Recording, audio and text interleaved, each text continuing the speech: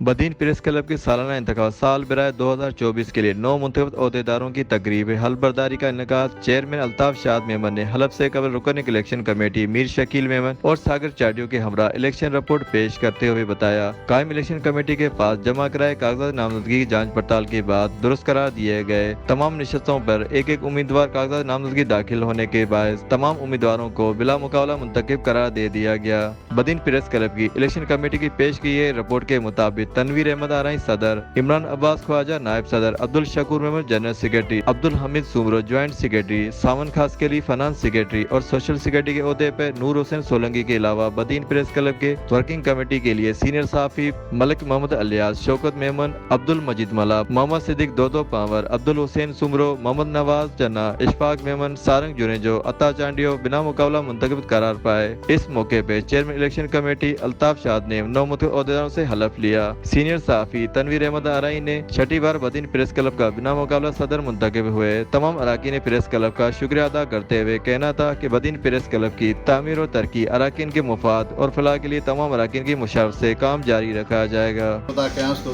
جنن ایکڑو آئینی تقاضو جو بدین پریس کلب جو الیکشن جو سلسلو ہوں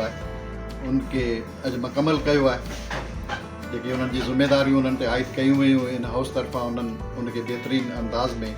جو مکمل کرے نیوں ذمہ داریوں جن اصا کے منہ سمیت بیا جو عہدیدار آیا ان کے سونپیوں۔ Ali Muhammad Shani, bureau chief media the news S D Badin.